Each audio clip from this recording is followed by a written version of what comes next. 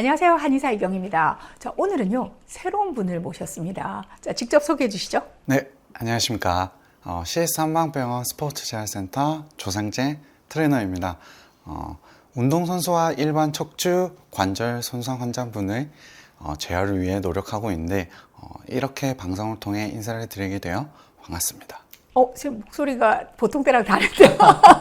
자, 우리 몸은 통짜가 아니죠. 수많은 관절들로 이루어져 있기 때문에 저희는 이렇게 미세한 동작들이 다 가능한 건데요. 자, 수많은 관절 중에서 가장 흔하게 손상을 입는 것이 바로 발목이 아닐까 합니다. 그래서 오늘은요, 조상재 선생님이 누구나 쉽게 따라할 수 있으면서도 효과는 탁월한 발목 테이핑에 대해서 알려주신다고 하네요.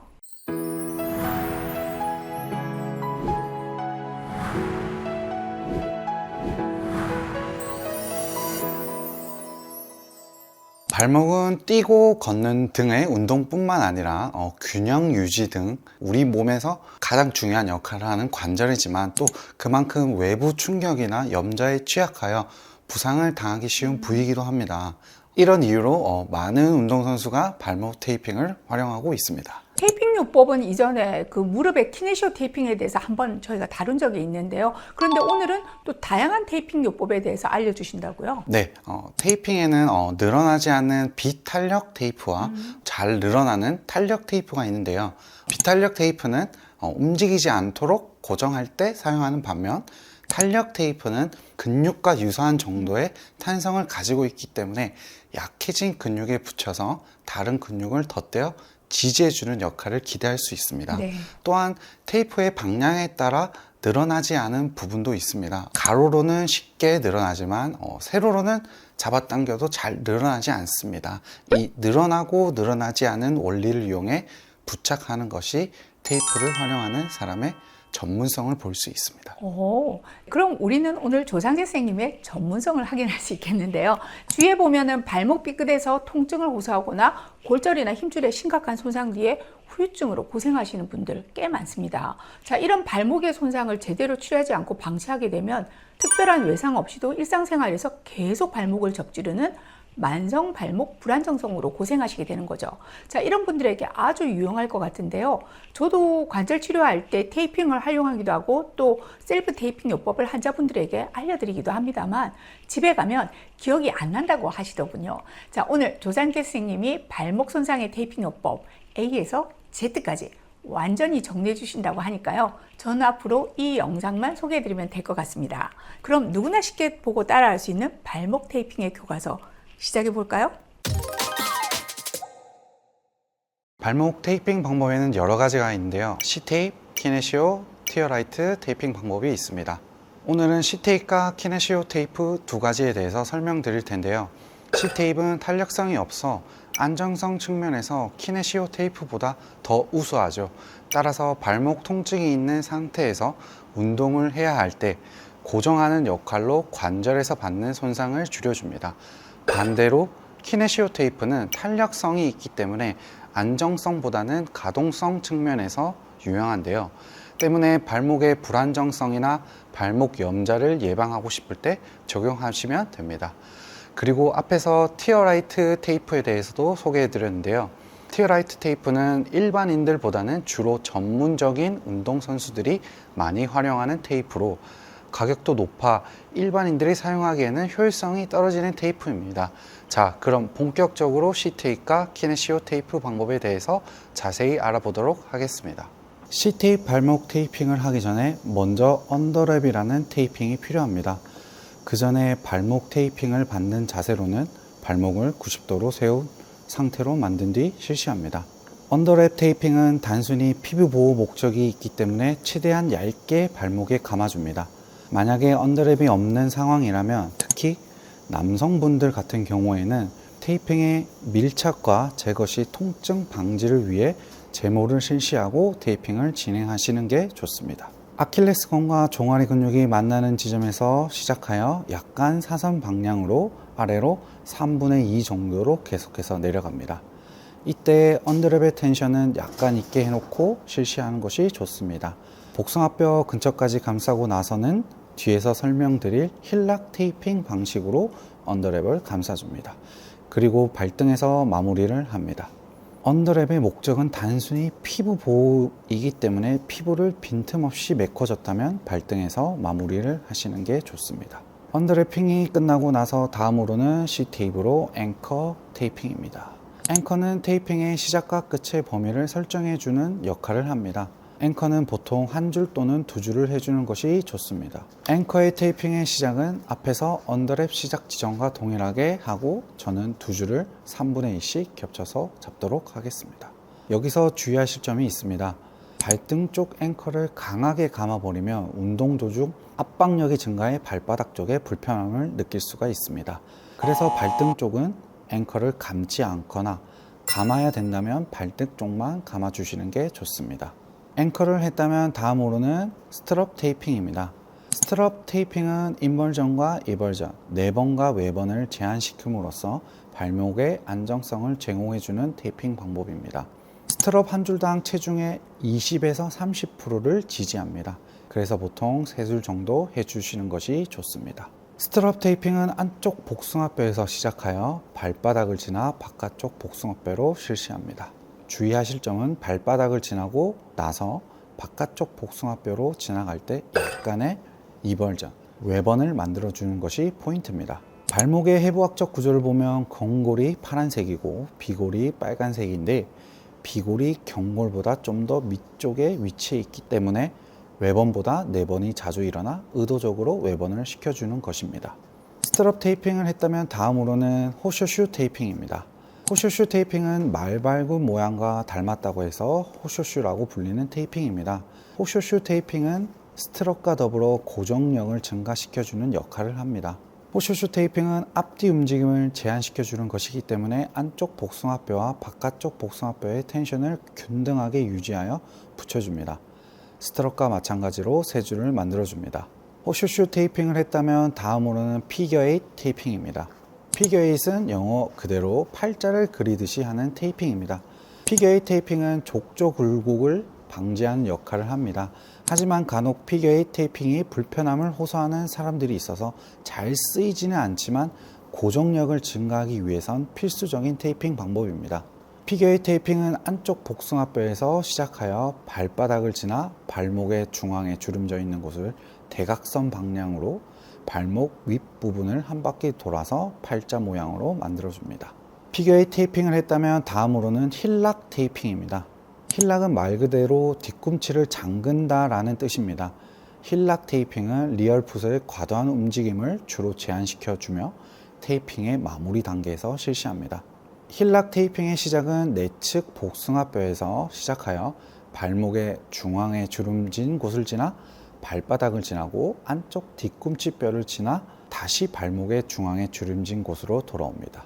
다시 바깥쪽 복숭아뼈에서 시작하여 발목의 중앙에 주름진 곳을 지나 발바닥을 지나 바깥쪽 뒤꿈치뼈를 지나고 다시 발목의 중앙에 주름진 곳으로 돌아오면 됩니다. 이때 주의하실 점은 일반 테이프의 60% 정도의 압박감으로 테이핑을 하는 다른 구간과 달리 바깥쪽 중족골 부위에서는 불편함을 고려해 압박감을 더 낮춰 테이핑을 실시합니다. 마지막으로 비어있는 공간을 앵커 형식으로 메꿔줌으로써 발목 C테이프 테이핑이 끝났습니다. 두 번째로 소개시켜 드릴 발목 테이핑 방법입니다. 키네시오 테이핑은 탄력 테이프의 일종으로 움직임이 많은 무릎이나 어깨에 많이 붙이는 테이핑이죠. 발목에도 키네시오 테이핑을 사용해 통증과 가동성 치료에 도움을 줄 수 있습니다. 다양한 크기의 키네시오 테이프가 있는데요.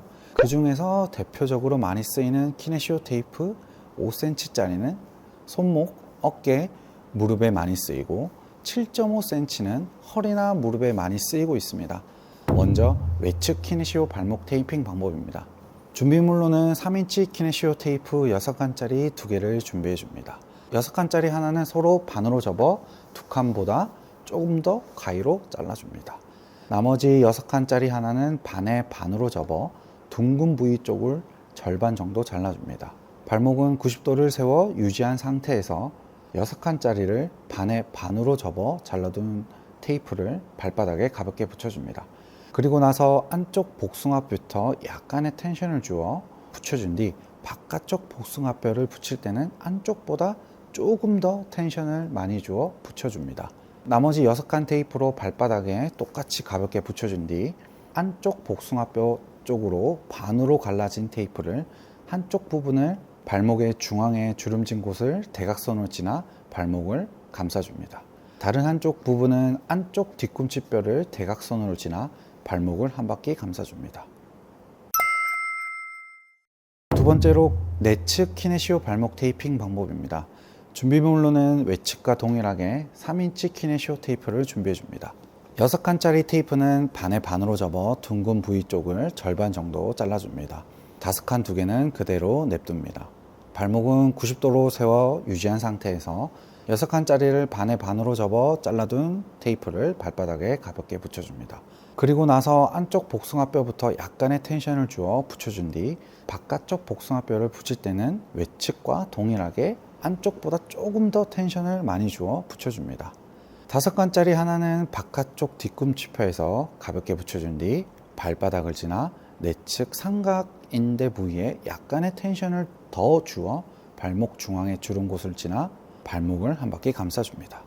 이때 주의하실 점으로는 발바닥에 테이프를 붙일 시 텐션이 너무 많이 주어버리면 발바닥 부근의 압박감으로 불편함을 느낄 수 있으니 가볍게 지나도록 텐션 설정을 잘 해줘야 합니다. 나머지 5칸짜리 하나도 바깥쪽 뒤꿈치뼈에서 시작하여 발바닥을 지나 안쪽 뒤꿈치뼈를 대각선으로 지나 발목을 한 바퀴 감싸줍니다.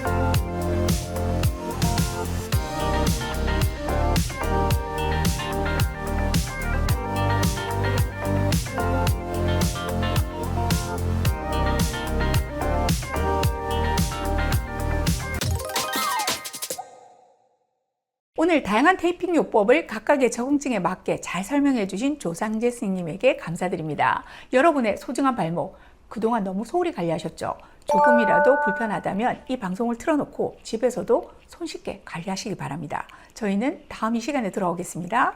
감사합니다.